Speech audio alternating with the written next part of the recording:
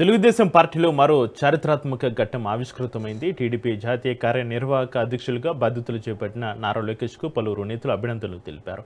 Party కేంద్ర కార్యాలయంలోని తన ఛాంబర్లో పలువురు మంత్రులు, ఎమ్మెల్యేలు, ఎంపీలు, ఇతర ప్రజాప్రతినిధులు, నాయకులు మంత్రి లోకేష్ను కలిసి అభినందనలు తెలిపారు. టీడీపీ జాతీయ వర్కింగ్ ప్రెసిడెంట్గా ప్రమాణ స్వీకారం చేసిన సందర్భంగా పుష్పగుచ్చం అందించి శుభాకాంక్షలు తెలియజేశారు. కార్యనిర్వాహక అధ్యక్షులుగా నారా లోకేష్ పార్టీని మరింత ముందుకు తీసుకెళ్లాలని ఎమ్మెల్యే బుచ్చే చౌదరి ఆకాంక్షించారు. బుచ్చే చౌదరి తోటి మా ప్రతినిధి Santosh face to face. TDP కేంద్ర కార్యాలయంలో ఈరోజు టీడీపీ నూతన కార్యవర్గ కమిటీని అయితే సీఎం చంద్రబాబు నాయుడు అనౌన్స్ చేయడం, అదేవిధంగా ప్రమాణ స్వీకారం చేపించడం కూడా జరుగుతోంది. ఇక జాతీయ వర్కింగ్ ప్రెసిడెంట్గా అయితే కనుక నారా లోకేష్ అయితే ఈరోజు ప్రమాణ స్వీకారంతో పాటు అదేవిధంగా మిగిలినటువంటి కార్యవర్గం సైతం కూడా ఈరోజు ప్రమాణ స్వీకారం చేశారు. ప్రస్తుతం అయితే కనుక రాజమండ్రి ఎమ్మెల్యే అయితే కనుక బుచ్చే చౌదరి ఉన్నారు, వారితో కూడా మాట్లాడుదాం. సార్, జాతీయ వర్కింగ్ ప్రెసిడెంట్గా అయితే కనుక నారా లోకేష్కి ఇవ్వడం, అదేవిధంగా మీరు కూడా ఈ కార్యవర్గ సభ్యుల్లో ఉన్నారు, ఏ విధంగా అయితే కనుక ముందుకెళ్ళబోతున్నారు?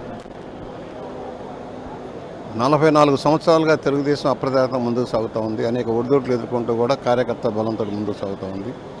ఎన్టీ రామారావు గారి దగ్గర నుంచి లోకేష్ బాబు గారి దాకా కూడా కార్యాచరణలో ముందుకెళ్తూ ఉన్నాం. ఒకటి, ఆనాడు తెలుగు జాతి గౌరవం వినబడం చేయడంలోనూ, అనేక సంక్షేమ కార్యక్రమాలు అమలు చేయడంలోనూ నీతివంతమైన పరిపాలన రామారావు గారు కృషి చేశారు. ఆ తర్వాత ఆర్థిక సంస్కరణ అందిపుచ్చుకొని దేశంలోనూ రాష్ట్రంలోనూ ముందుకు వచ్చేలాగా చేసి లక్షలాది మందికి ఉపాధి అవకాశాలు కల్పించింది చంద్రబాబు నాయుడు గారు. ఇవాళ నేషనల్ హైవేస్ కానీ లేకపోతే డీరెగ్యులేషన్ ఆఫ్ టెలికాంలో కానీ తెచ్చి విప్లవాత్మక మార్పులు తెచ్చిన చంద్రబాబు గారు. ఆ విధంగా ఉమ్మడి రాష్ట్రానికి అనేక సంక్షేమ కార్యక్రమాలు అమలు చేశారు. హైటెక్ సిటీ లాంటి నిర్మాణం చేయడంలో కూడా ఇవాళ నూతన దృక్పథం వస్తుంది, టెక్నాలజీలో మార్పు వస్తూ ఉంది, ప్రజల ఆకాంక్షల్లో మార్పు వస్తుంది, కొత్త యువత వస్తున్నారు. ఆ యువతకి ఆదర్శంగా తీసుకుని లోకేష్ బాబు గారు కృషి చేస్తూ ఉన్నారు. అందుకని వాళ్ళ దాదాపుగా 8-9 సంవత్సరాలుగా ఆయన కృషి చేస్తూ ఉన్నారు. పార్టీలో ఆయన ప్రధాన కార్యదర్శిగా పనిచేశారు. అలాగే తెలుగుదేశాన్ని భుజాన్ని వేసుకుని రాష్ట్రమంతా తిరిగి అధికారంలోకి రావడం కోసం కృషి చేశారు. ఇవాళ రాష్ట్రాన్ని, వెనుకబడ్డ రాష్ట్రాన్ని ముందుకు తీసుకెళ్ళడం కోసం, పారిశ్రామికీకరణ కోసం ప్రపంచవ్యాప్తంగా విస్తృతంగా పాటించి అనేక కంపెనీలను రప్పించి ఉద్యోగ కల్పనకు అవకాశాలు కల్పిస్తూ ఉన్నారు. నాలెడ్జ్ పర్సన్గా మారారు. స్టాన్ఫోర్డ్ యూనివర్సిటీలో చదువుకొచ్చారు.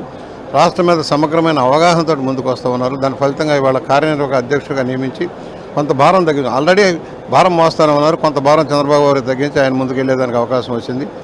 నాబోటి సీనియర్లు, అనుభవజ్ఞులతో పాటు కొత్త తరం కూడా వచ్చింది. కొత్త తరం అందరం కలిసికట్టుగా రాష్ట్రాన్ని బాగు చేయడం కోసం, సంక్షేమ పదం, అభివృద్ధి రెండింటిని 2 కళ్ళగా ముందుకు తీసుకెళ్ళడం కోసం, దేశంలోని అగ్రగామి రాష్ట్రంగా తీర్చిదిద్దడం కోసం మేమందరం కూడా కృషి చేస్తాం. సార్, మీరు సీనియర్ నాయకులు, అదేవిధంగా నూతన కార్యవర్గంలో చూసుకున్నట్లయితే కనుక యువతకి సైతం ఎక్కువ ప్రాధాన్యత ఇచ్చినటువంటి పరిస్థితి కూడా నెలకొన్నాయి. అయితే మరోవైపు ప్రతిపక్షం సైతం కూడా ఏదైతే విమర్శలు, ఇటు పెట్రోల్ డీజిల్ దగ్గర నుంచి కూడా అనేక విధాలుగా కూడా విమర్శలు చేస్తూ ఉన్నారు. దీన్ని ఏ విధంగా తీసుకెళ్ళబోతా ఉన్నారు?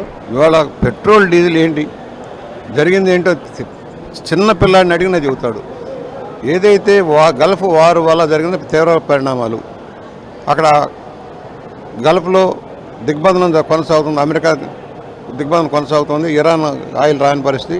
అప్పటికి కూడా భారతదేశంలో రష్యా నుంచి కానీ ఇతర ప్రాంతాల నుంచి కూడా ఆయిల్ తెచ్చుకొని కొరత లేకుండా చేస్తున్నాం. కంపెనీల వారికి, డీలర్లకు వచ్చిన చిన్న వైరుధ్యం, ఏదైతే క్రెడిట్ ఇవ్వకుండా ఆపడం, సడన్గా ఆపడం వల్ల వచ్చిన పరిణామం కానీ రాష్ట్ర ప్రభుత్వానికి సంబంధం లేదు. అయినా కూడా చంద్రబాబు గారు దాని విషయం తెలిసిన దగ్గర నుంచి మానిటర్ చేసుకొని వాళ్ళు నార్మల్గా తేగలిగారు. 2వ రోజుగా నార్మల్గా తేగలిగారు. దాన్ని విస్తృతంగా ప్రచారం చేయడం కోసం వాళ్ళు చేసేది మేము ఖండిస్తూ ఉన్నాం. చిన్న సమస్య, అసలు కొన్ని దేశాల్లో అసలు ఆయిలే లేదు, కానీ ఆయిల్ సప్లై చేయగలుగుతున్నాం ఇక్కడ రాష్ట్రంలో. ఏదైతే కంపెనీలకి, డీలర్లకి మధ్య ఉన్న వైరుధ్యాన్ని తొలగించేసి వెంటనే లైన్లో పెట్టారు. ఇవాళ బంకుల దగ్గర క్యూలే లేవు. దాన్ని కూడా గమనంలో తీసుకోవాలి. ప్రతిపక్షం ఏం దొరుకుతుందా విమర్శలు చేద్దామని చూస్తారు, కానీ దానిలో సాధకబాధలు కూడా ఆలోచన చేయాల్సిన అవసరం ఉంది.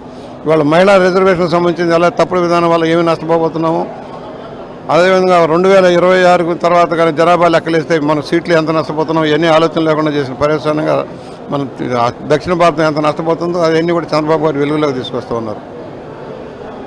Thank you. ఇది మొత్తంగా ఏదైతే ఇటు టీడీపీ ఈరోజు ప్రమాణ స్వీకారం చేసినటువంటి టీడీపీ ఏదైతే జాతీయ అధ్యక్షులు చంద్రబాబు నాయుడు ప్రమాణ స్వీకారం అనేది కూడా చేసినటువంటి నేపథ్యంలోనే ఇక ఏదైతే యువతకి, అదేవిధంగా సీనియర్ నాయకుల కలయికతోటి రాష్ట్రాన్ని భవిష్యత్తు పదంలో అయితే కనుక ముందుకు తీసుకెళ్లే విధంగా అయితే కనుక ఇటు ప్రణాళికలు సిద్ధం చేశాము. అదేవిధంగా ఈ యొక్క సీనియర్ నాయకులైనటువంటి బుచ్చే చౌదరి సైతం కూడా తెలియజేయడం జరుగుతూ ఉంది.